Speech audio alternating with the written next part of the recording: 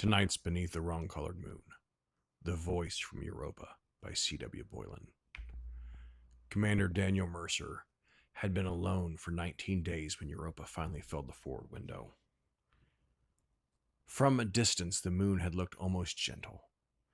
Just another pale sphere hanging in the black beyond Jupiter's gravity well.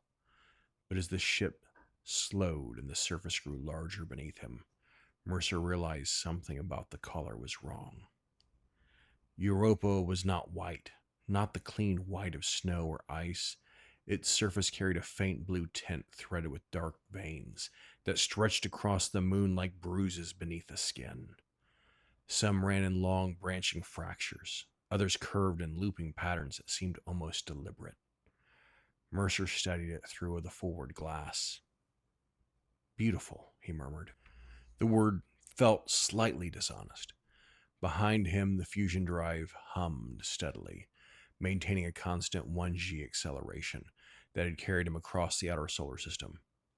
For most of the journey, the thrust had pressed him comfortably into his seat, letting his body pretend he had never really left Earth at all. Earth gravity, Earth habits, Earth thoughts. He had grown grateful for those small illusions. The mission clock glowed beside the nav console. Day 19. Mercer tapped the comm unit clipped to his suit. "Control, this is Europa 1. Beginning final approach for orbital insertion." Static answered him. A moment later, the speaker produced a thin burst of distorted sound. "Copy. Mercer. Signal degrading." Mercer leaned closer to the console. "Control, say again. You're breaking up." The reply came in fragments buried beneath interference. "Jupiter, radiation. Relay, alignment. Continue, mission." Then the transmission dissolved completely. Only static remained. Mercer waited. Nothing answered. "Copy that," he said anyway, proceeding with orbital insertion. He adjusted the antenna alignment and checked the comms panel. Signal strength flickered across the display. Not surprising. Jupiter's radiation seemed to have notorious interference with deep space transmission. The relay satellites scattered through the outer system helped, but sometimes the alignment between them and Earth simply did not cooperate. Mercer assumed the interference was coming from Jupiter. "Control, telemetry packet uploading now." No reply came. Mercer waited another moment. Still nothing. He continued speaking anyway. Astronauts were trained to keep the transmission even when contact dropped. Someone back on Earth might still be recording the signal. Orbital insertion burn beginning in 30 seconds. Outside the window, Europa's fractured surface rolled slowly beneath him as the ship slipped into orbit.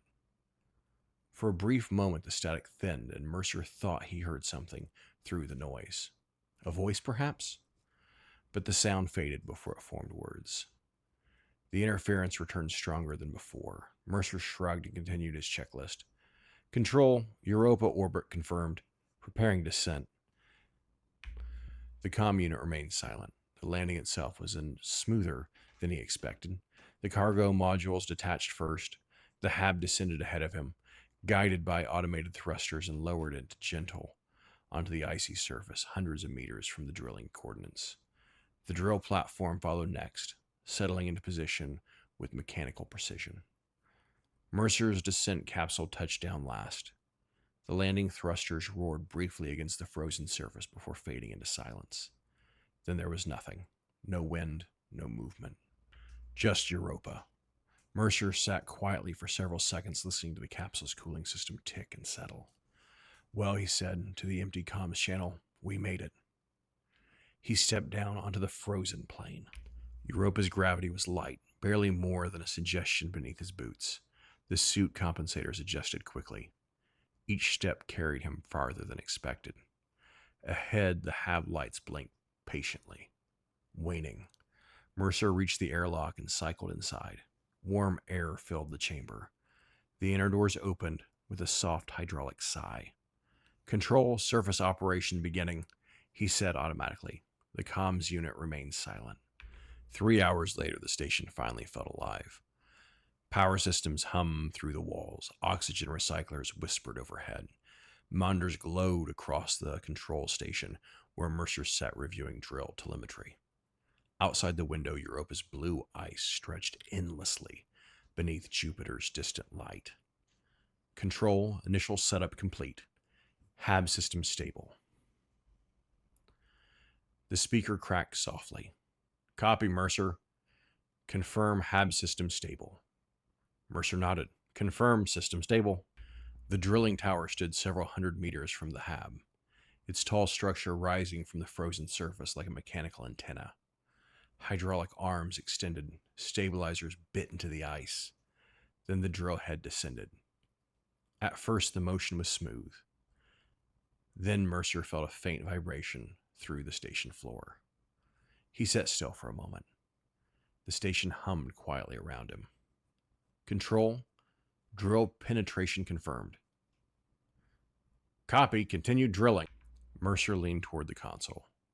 Europa's ice should have been dense. Instead, the drill sank with surprising ease.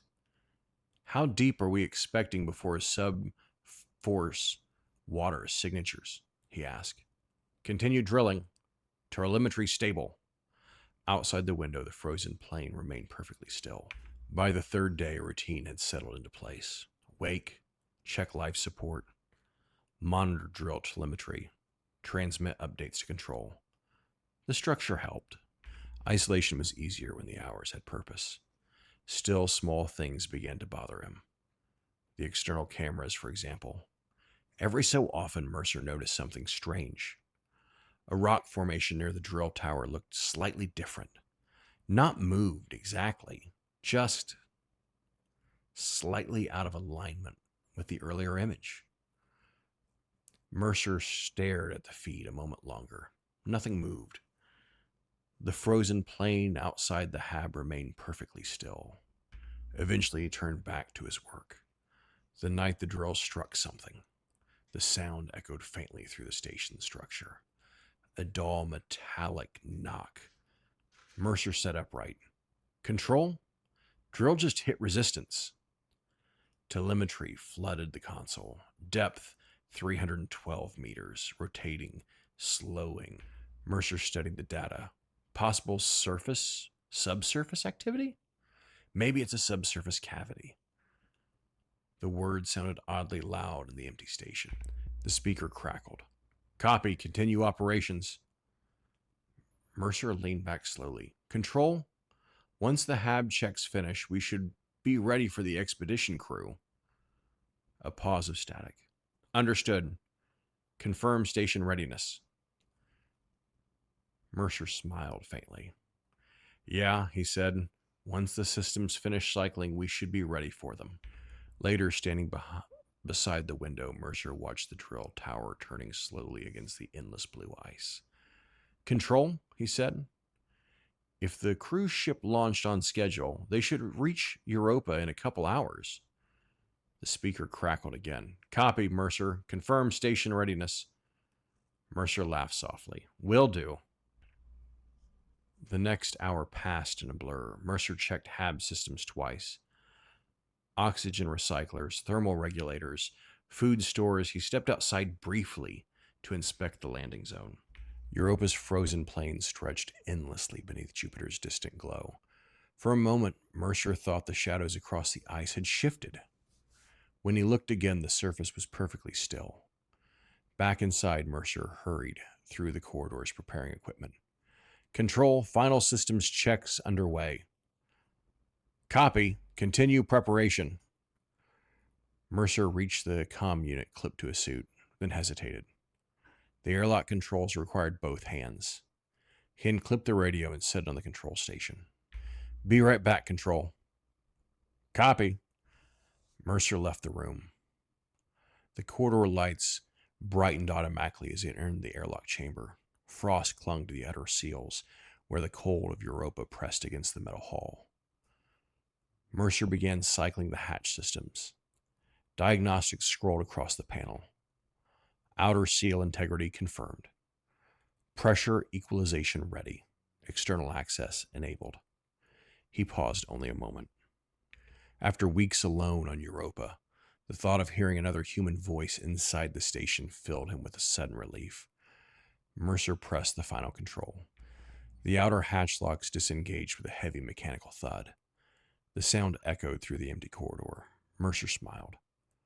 Control, he said automatically, forgetting the comms unit was no longer clipped to his suit. Airlock ready for crew arrival. The hatch mechanism began to cycle. Mercer stepped back and waited. The airlock chamber was silent. Several minutes later, the comm unit on the control station crackled again. The room was empty. Europa Station, this is Mission Control. Commander Mercer, do you copy? Static rolled through the speakers. A second voice joined the transmission. Signal still dead? Yeah, we're getting telemetry packets from the station, though.